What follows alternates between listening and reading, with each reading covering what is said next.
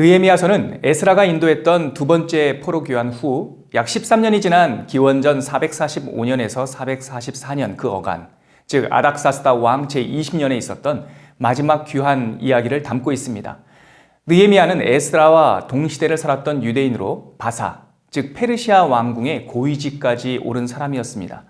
그에 대한 왕의 신임은 매우 두터웠는데 어느 날 사촌동생 하나니로부터 전해들은 고향 땅의 슬픈 소식이 그의 인생 방향을 완전히 바꾸어 놓았죠. 한 사람의 사명은 이처럼 느닷없이 찾아오기도 합니다. 느헤미야는 아닥사스다 왕에게 고향으로 돌아가도 좋다는 허락을 받은 후 함께 감동된 이스라엘 백성을 이끌고 그때부터 제3차 귀환을 시작하게 됩니다. 예루살렘에 돌아온 느헤미야는 무너진 공동체 회복을 위해 허물어진 예루살렘 성벽을 재건하고자 했는데 성전을 재건할 때부터 늘 골칫거리였던 주변 반대 세력들이 이 역사를 보고 가만히 있지 않았습니다. 하지만 여러 가지 집요한 음모와 반대에도 불구하고 총독 느헤미야는 단 52일 만에 성벽 재건에 성공합니다. 뛰어난 지도력과 결단력으로 빠르게 성벽을 재건한 느헤미야는 이후에도 검소하고 신실한 삶을 바탕으로 십수년간 백성들의 영적 부흥과 삶을 개혁하는 일에 헌신했습니다. 에스라서와 느헤미야서는 같은 문체와 유사한 주제 때문에 전통적으로 같은 사람이 기록한 성경으로 여겨지고 있습니다. 물론 중간중간 느헤미야의 1인칭 내용이 기록되어 있지만 이 부분조차도 에스라 느헤미야서의 저자가 에스라의 또한 느헤미야의 말과 기록을 인용한 것으로 보는 것이 더 설득력이 있습니다. 에스라서가 수룹바벨이 이끈 성전 재건과 에스라가 이끈 신앙 재건을 주제로 삼고 있다면 느헤미야서는 성벽 재건과 공동체 회복을 통한 영적 부흥이라는 큰 주제를 가지고 있습니다. 따라서 이야기 구조도 제1부 성벽 재건 이야기와 제2부 영적 부흥 이야기로 나눌 수 있는데 전체 13장 가운데 1장부터 6장까지는 많은 반대를 극복하면서까지 성벽을 재건하는 이야기를 다루고 있고 7장부터 마지막 13장까지는 공동체 회복과 공동체 개혁을 통한 영적 부흥 이야기를 기록하고 있습니다. 그럼 이제 느헤미야서의 제1부 성벽 재건 이야기를 함께 살펴볼까요? 이야기의 시작은 아닥사스다 왕 제20년 기슬르월, 현대력으로 하면 기원전 445년 11월에서 12월 사이쯤 어느 때 느헤미야의 사촌동생 하나니를 통해 들려온 예루살렘에 대한 소식이었습니다. 그때로부터 4개월이 지난 니스안월, 기원전 444년 3에서 4월경 그 어느 때쯤으로부터 왕으로부터 고향으로의 귀환을 허가받은 그는 마음을 같이한 사람들과 함께 예루살렘으로 돌아갑니다. 이때 그의 공식적인 직함은 유다 지역을 관할하는 총독이었습니다. 그리고 그에게는 공식적으로 예루살렘 성벽을 재건하는 임무가 주어졌습니다. 성벽 건축의 합법성을 기록하고 있는 구절을 함께 찾아 읽어볼까요? 또 왕의 삼림감독 아삽에게 조서를 내리사 그가 성전에 속한 영문의 문과 성곽과 내가 들어갈 집을 위하여 들보로 쓸 제목을 내게 주게 하옵소서 하매 내 하나님의 선한 손이 나를 도우심으로 왕이 허락하고 예루살렘에 돌아온 지 3일째 되던 날 밤 느헤미야는 몇몇 사람들만 대동하고 은밀하게 예루살렘 성내를 시찰합니다. 그날 밤 느헤미야는 예루살렘 도성의 황폐함을 직접 목격했고 그 정도를 진단하게 되었습니다.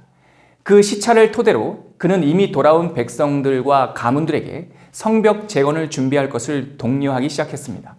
그가 목격한 당시 예루살렘은 이곳저곳이 무너진 채 그대로 방치되어 있었으며 마치 버려진 땅과 같은 폐허였습니다. 느헤미야가 성벽의 상태를 조사하고 백성들에게 공동체의 목표를 제시하자 그 지역에서 세력을 누리고 있었던 호론 사람 산발락과 암몬 사람 도비야 그리고 아라비아 사람 게셈이 느헤미야의 발목을 잡기 시작합니다. 느헤미야는 뜻을 굽히지 않았고 도전이 거셀수록 더욱더 조직적이고 신속하게 성벽을 재건할 계획을 수립합니다. 느헤미야 3장에는 성전 재건 사역의 진행 과정과 구역 담당에 대해 자세히 묘사하고 있는데 신속하고 조직적인 성벽 재건을 위한 총독 느헤미야의 전략은 다음 세 가지로 요약할 수 있습니다. 첫째, 이스라엘 공동체는 모두 예외 없이 함께 성벽을 재건한다. 둘째, 이스라엘 공동체는 먼저 자신의 삶의 영역, 자신이 담당한 그 땅을 책임진다. 세 번째, 이스라엘 공동체는 이것이 내 일이 아닌 하나님의 일임을 확신한다. 반대 세력의 회유와 협박에도 굴하지 않고 느헤미야는 성전 재건에 박차를 가했습니다. 대적들은 먼저 백성들을 조롱하고 이어서 이 일 자체를 조롱하기 시작했습니다. 그럼에도 백성들의 의지가 꺾이지 않자 건축 막바지에 이르러서는 총독 느헤미야에게 대한 암살 계획을 세우기 시작합니다. 이들의 모의를 직접 찾아서 한번 읽어볼까요? 6장 2절입니다.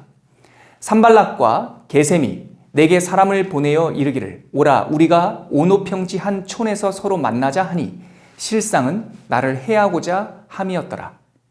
하지만 느헤미야와 백성들은 그들의 끈질긴 방해에도 불구하고 모두 한마음으로 협력해서 성벽 재건 공사를 계속 이어갔습니다.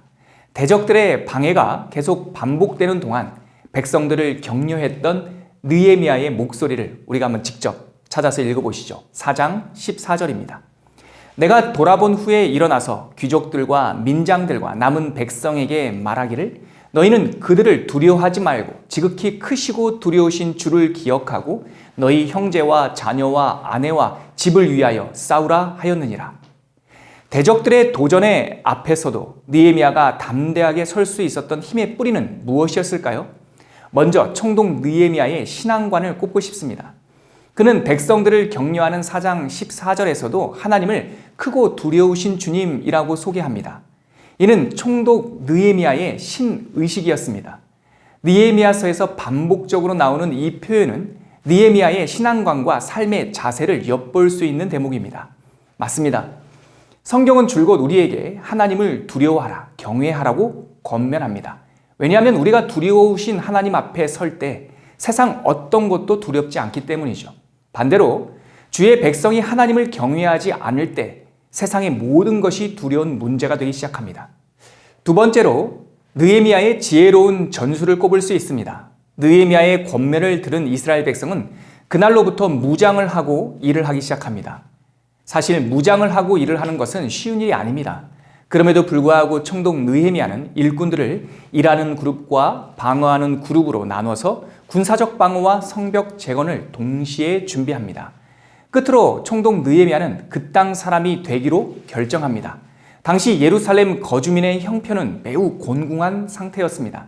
가난한 백성이 한탄하자 지도자들의 헌신을 종용하고 더불어 총독 자신부터 넉넉하지 않은 그 땅의 형편을 고려해서 그 땅 세금에서 나오는 총독의 월급, 총독의 녹을 받지 않겠다라고 결단합니다.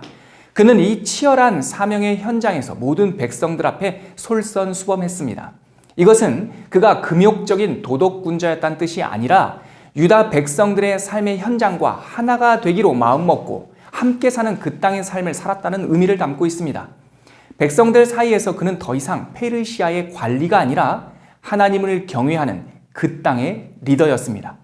성벽 재건에 힘을 쏟던 당시 느헤미야의 행적을 묘사하는 5장 14절과 15절을 한번 요약해서 보면 이렇습니다.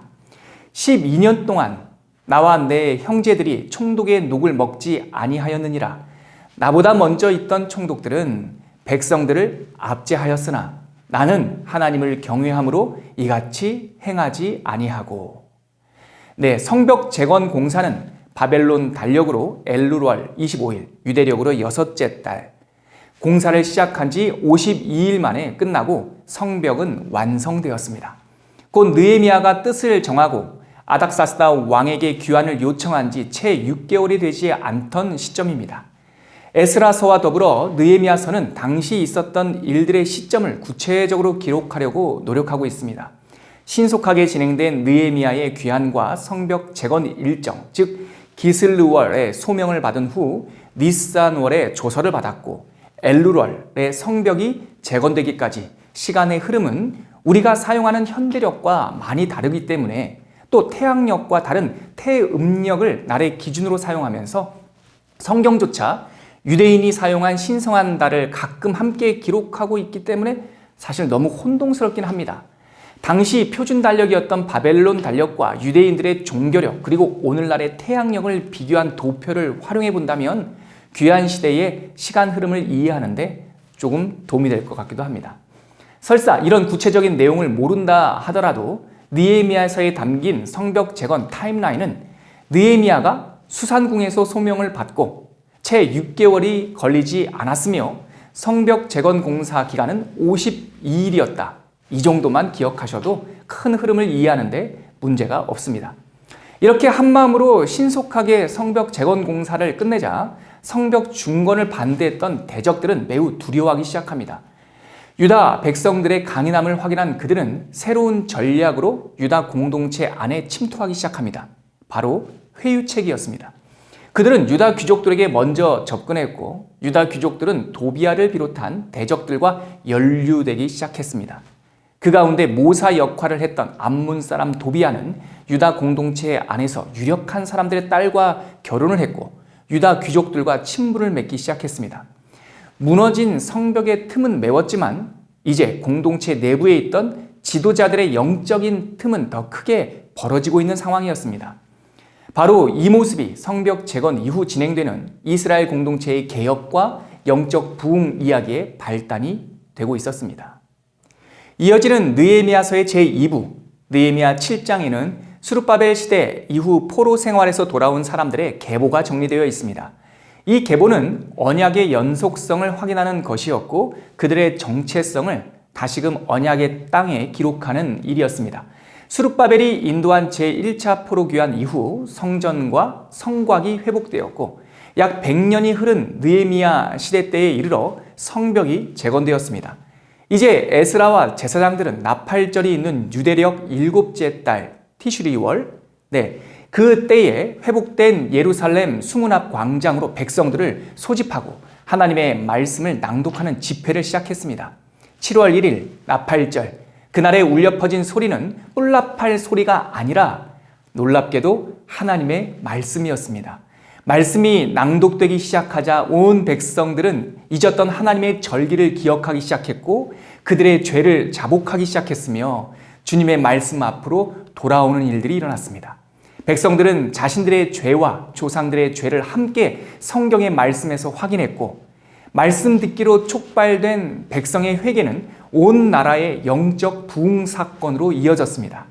하나님의 말씀은 날마다 단 위에서 선포되었고 제사장들과 학자들은 회중 안으로 들어가 그 말씀들을 풀어 강론하기 시작했습니다. 하나님께로 돌아온 백성들은 지난 광야의 시간과 하나님의 은혜를 기억하며 다 함께 초막절을 지키기로 결단했고 잊었던 언약은 갱신되기 시작했습니다.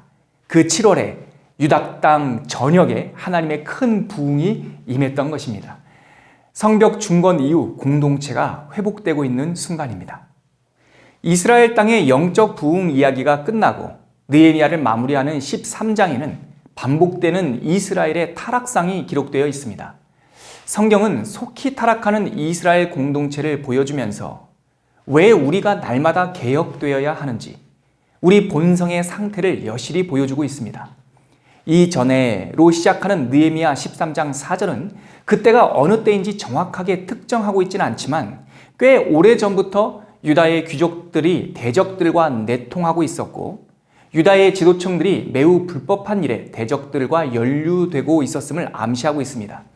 느헤미야가 12년간의 총독 임기를 마치고 잠시 자리를 비웠을 때 이 오래된 죄의 연결고리는 골마 터지고 맙니다.